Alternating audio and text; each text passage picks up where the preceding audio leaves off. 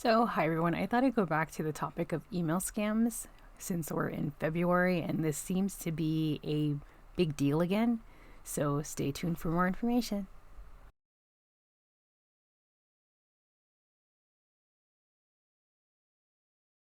So, let's start off with PayPal scams. PayPal scams are one of the largest scams at this point. I can weed through my spam folder and have at least 5 a week or more.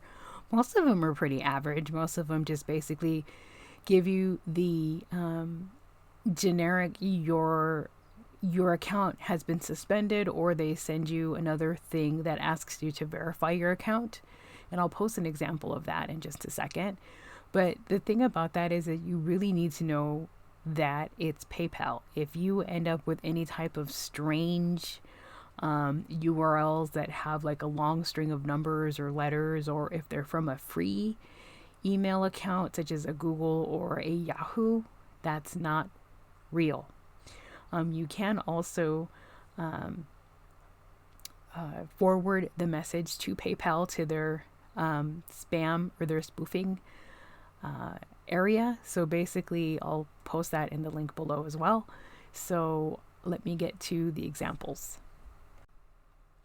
So here's two very good examples of PayPal spoofing emails. This was actually a receipt that looks very valid, but when you look at it and you find the information for the company, it's some sort of nanotech company from Great Britain.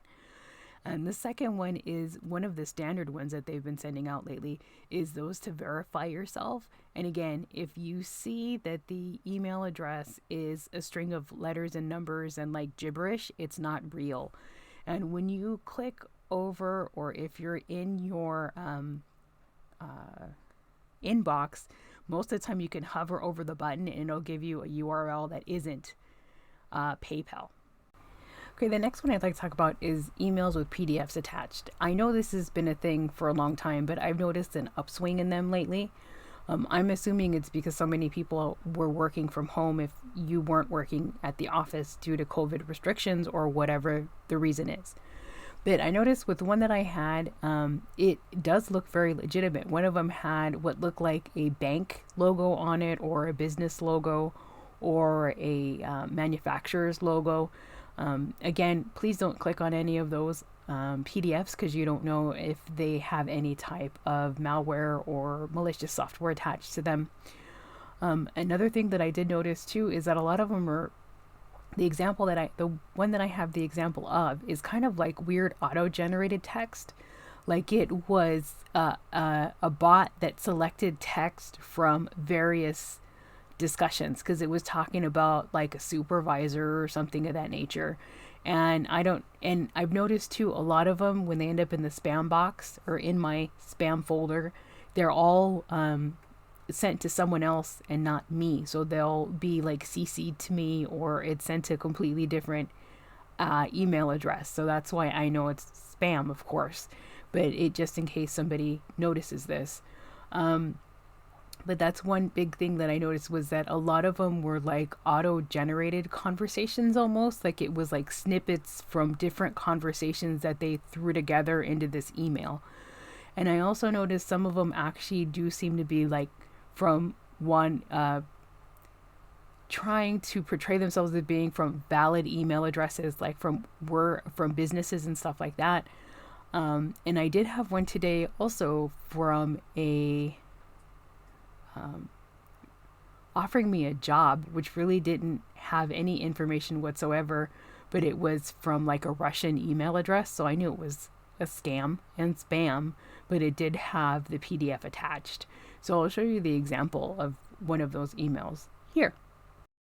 So as you can see, this seems to be from someone named Carol, and it's from a Hotmail address. And basically it's whatever the information is, discussing whatever they're discussing, and it has the PDF attached. So some of my final thoughts on the topic of this topic are, if you are sent any type of like payment confirmation, always check with the company that the confirmation receipt states to be. And most of them will have a valid 1-800 number on it. If it has a local number or a non 1-800 number, double check with the brand that claims to be sending you the email. Again, another thing you can always do is check the URLs of the email addresses. So if it says Sam Smith and Sam Smith is claiming to be, from PayPal, make sure that it's from PayPal and not from Sam Smith at, 12459 at yahoo.com. So things like that. Some of those things are pretty easy.